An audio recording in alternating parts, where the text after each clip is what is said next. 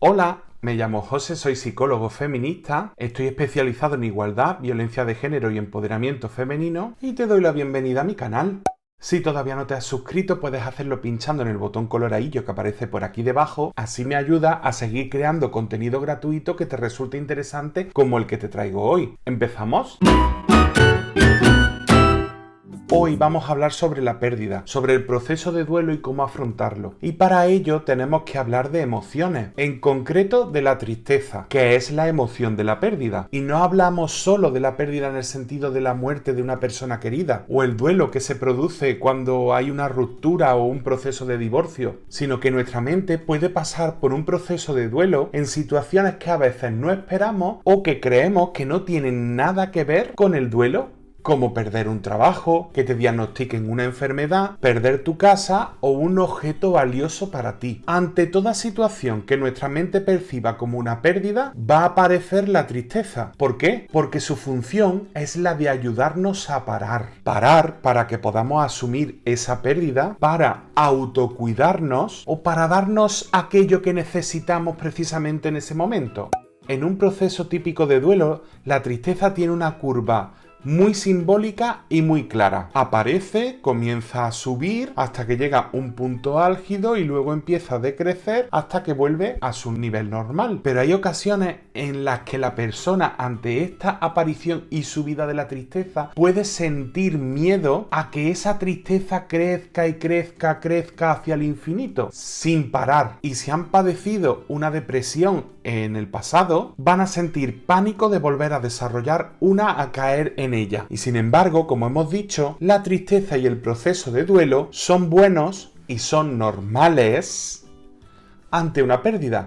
Estas personas que pueden pensar o sentir que no pueden controlar esa tristeza, que no se puede detener o como si no fuese a parar nunca, para tener el control recurren a otras emociones como la rabia para cortar esa curva. Sin embargo, no es la única forma de cortarla que hay. Hay otro tipo de personas que tratan de evitar la tristeza y por ende el proceso de duelo, llenando su tiempo y su mente con montones de tareas y ocupaciones para no pensar, para no sentir. Es en ese momento en el que ves cómo trabajan como si no hubiese un mañana, sin descanso, o que limpian sobre limpio. Pero como mantener eso 24 horas al día, 7 días a la semana es imposible, cuando tienen espacio y tiempo libres, van a sentir esa tristeza, ese proceso de duelo, y lo van a pasar fatal, porque su intención es seguir evitándola y bloqueando el proceso normal, natural, de duelo. Y no nos equivoquemos, todas las emociones son buenas e importantes, incluida la tristeza, porque tienen una función importante y necesaria, como por ejemplo en el caso de la tristeza, como ya hemos visto. A pesar de los toques o los tintes machistas que tiene la película de Disney Pixar Inside Out, del revés en castellano, en ella se deja clara cuál es la importancia de la tristeza. Así que si no la habéis visto, os la recomiendo.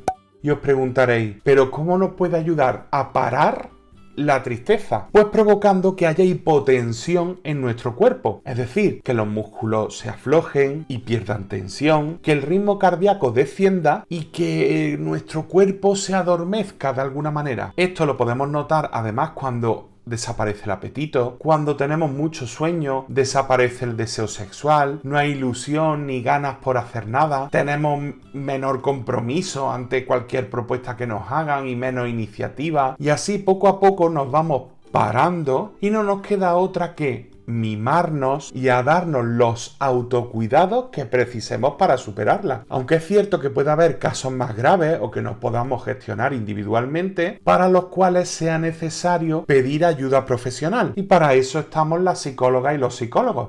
¿Pero cuánto dura el proceso de duelo? Pues va a depender de cada persona, de cómo lo afronte. Pero lo que la ciencia nos dice es que la duración media normal o natural sería entre 6 meses y 2 años.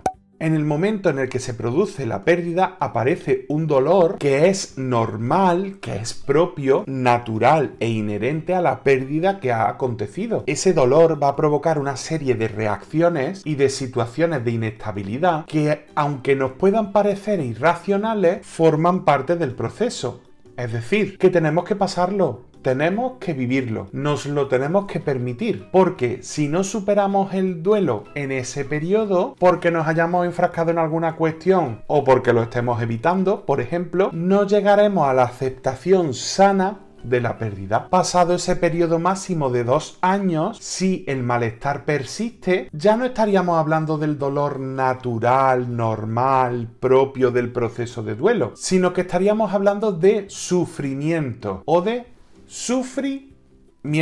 Sufro porque me miento, como diría un colega mío. ¿Y esto por qué? Porque continúa el malestar, pero el motivo que lo provocó ya ha quedado muy lejos o ha desaparecido. Por lo tanto, no va a poder justificar este malestar, este sufrimiento. Sería entonces cuando podríamos hablar de patológico en lugar de normal, porque ese malestar persistente ya no es natural y es preciso atajarlo a través de la terapia psicológica.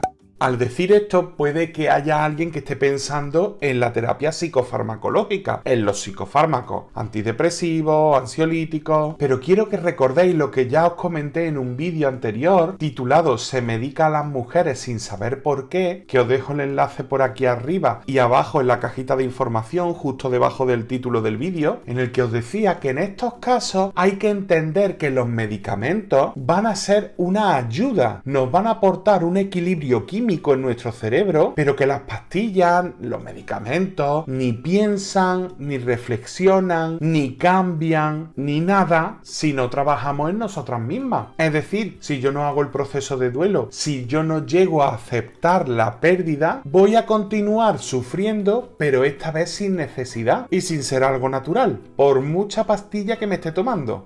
Por otro lado, seguro que habéis escuchado alguna vez eso de las fases del proceso de duelo. Pues bien, hace referencia al modelo de las 5 fases desarrollado por la psiquiatra suiza Elisabeth Kübler-Ross, a partir del trabajo que llevó a cabo en cuidados paliativos y con personas con enfermedades terminales. Pero aunque, como ella misma dice, eso de fases puede inducir a error, y es mejor que hablemos de...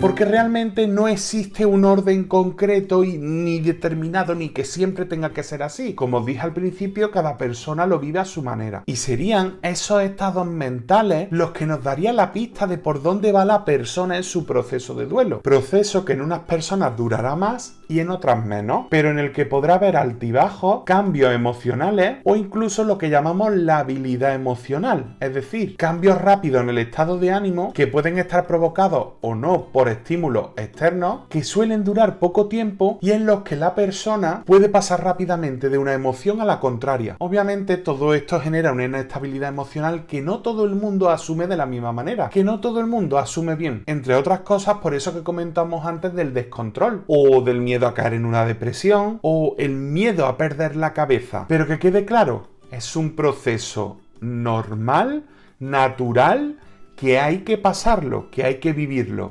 ¿A qué estados emocionales o a qué fase se refiere Elisabeth? Básicamente serían 5. El primero sería la negación de la realidad. Sería negar que se ha producido la pérdida para aplazar parte del dolor que aparece cuando ocurre. Esa negación puede ser consciente o inconsciente, pero la verdad es que durante un primer momento, muy al principio, nos puede ayudar a asumir poco a poco la situación, la pérdida, y que no nos inunde la tristeza como un tsunami. Pero ojo, tampoco es bueno que nos mantengamos mucho tiempo en esta fase. Otro de los estados que puede darse sería el de ira, rabia y resentimiento. Sería cuando no sentimos control ante esa pérdida que hemos tenido y eso nos frustra y hace que nos enfademos o que aparezca un resentimiento, ya sea con nosotras mismas o con otra persona. De hecho, incluso podemos caer en buscar culpables como si eso nos fuese a devolver eso que hemos perdido. Otro de los estados mentales típicos sería la negociación. Cuando creemos que tenemos algún tipo de control sobre lo que ha sucedido, usamos la negociación como estrategia para evitar la pérdida. Es por eso que incluso este estado emocional puede aparecer antes de que se haya producido la propia pérdida y no solo después, porque como hemos dicho se basa en una creencia de que tengo control sobre algo que realmente no tengo, como por ejemplo cuando una persona hace una promesa a un santo, es decir, se llama negociación porque la persona trata de hacer negociaciones con la vida, el universo, Dios o lo que sea, tratando de evitar esa pérdida. Como os podéis imaginar, este estado emocional agota muchísimo a la persona, porque va a estar continuamente buscando formas de evitar lo inevitable. Así que tampoco sería bueno mantenerse mucho tiempo en este estado mental. Otro muy común serían los síntomas depresivos o tristeza. Cuando entramos en este punto, la persona empieza ya a estar en el momento presente y a asumir lo que ha sucedido. Empieza a sentir ese vacío ante la pérdida. De hecho, hay personas que incluso llegan a tener una crisis existencial o a no tener ganas de vivir. Esto podría ser normal, ya que no solo hay que aceptar la pérdida, sino que hay que aprender a vivir en esa nueva normalidad en la que ya no está esa persona o ese objeto o esa cuestión abstracta que estaba previamente. Como aquí hace acto de presencia la tristeza, es posible que la persona se aísle un poco, que no tenga ganas de nada o que se sienta muy cansada. Y el último estado, que este sí podemos definir que es el último, sería la aceptación. Y decimos que es el último porque aquí la persona ya ha aprendido a vivir en esa nueva realidad. Ha aprendido a seguir adelante. En este punto ese dolor ya va desapareciendo, va remitiendo, lo cual no significa que todavía pueda sentirse algo cansada o triste, pero el cambio se nota. Y la persona poco a poco va retomando su rutina, vuelve a reír, a disfrutar, etc. Si no se diese este estado mental, esta fase, después de 2 años, sería porque el duelo se ha vuelto patológico y por tanto hay que intervenir. Espero que os haya quedado un poco más claro en qué consiste el proceso de duelo, que entendáis que forma parte de la vida y que os lo permitáis y no cometáis el error de cortarlo o evitarlo, porque es un proceso natural por el que hay que pasar. Pero por hoy nada más. Si te ha gustado este vídeo, dale la manita arriba. No olvides suscribirte y activar la campanita para que YouTube te avise cuando vuelva a subir vídeos. Y si consideras que este contenido puede resultar interesante para alguien a quien aprecie, compártelo. Nos vemos en el próximo vídeo. ¡Chao!